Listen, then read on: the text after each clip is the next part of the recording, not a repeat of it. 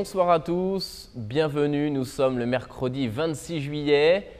C'était il y a un an, jour pour jour, le père Jacques Hamel était assassiné alors qu'il célébrait la messe.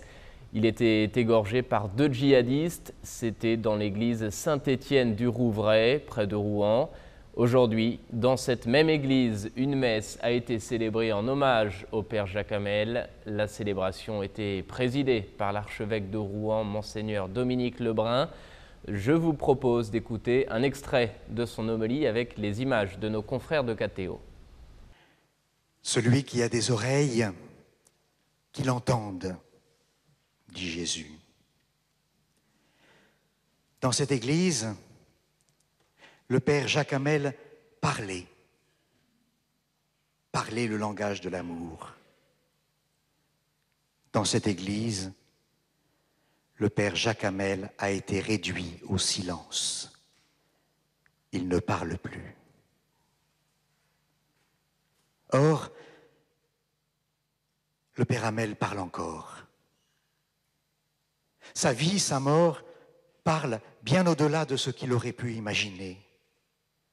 Sa vie, sa mort parlent, inspirent, mais aussi crient. Sa vie, sa mort s'adresse à chacun d'entre nous, selon sa propre vie, selon ses propres questions ou ses convictions. Tout au long de l'année, nous avons crié « Car tuer au nom de Dieu est inhumain, contraire à l'humain ». Comme l'a dit la maman de l'un des assassins à nous. Comment Dieu, qui nous a créés, pourrait-il prendre du plaisir à nous voir nous entretuer? Sa mort, sa vie, crie, mais elle inspire. Des hommes et des femmes, j'en suis témoin, cherchent de nouveaux chemins. Ils les cherchent en découvrant et recevant le père Jacques Hamel dans leur vie. Un homme parmi les hommes, un prêtre parmi les prêtres, fidèle, simple, ordinaire. Sa vie, sa mort crie, inspire et parle.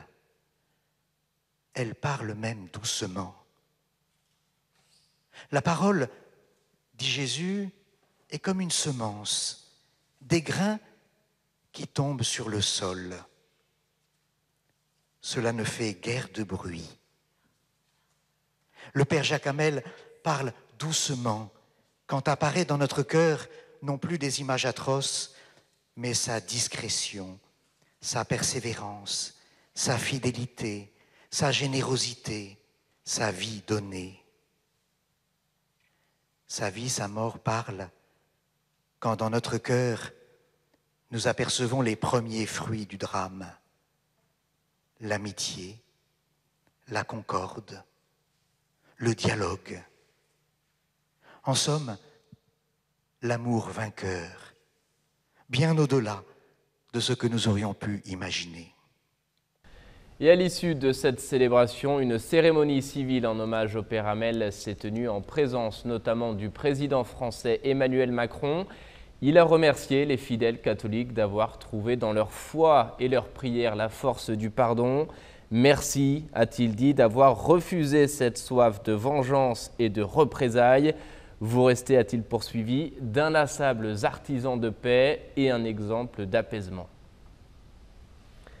Et puis, sachez enfin que la 135e convention des Chevaliers de Colomb se tiendra du 1er au 3 août prochain. Ce sera à Saint-Louis, dans le Missouri. Ciel et Lumière sera sur place pour couvrir en direct les événements.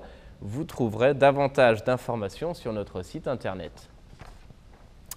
C'est la fin de cette émission. Merci à vous de l'avoir suivi. Merci de votre fidélité. Je vous souhaite une belle soirée. À demain.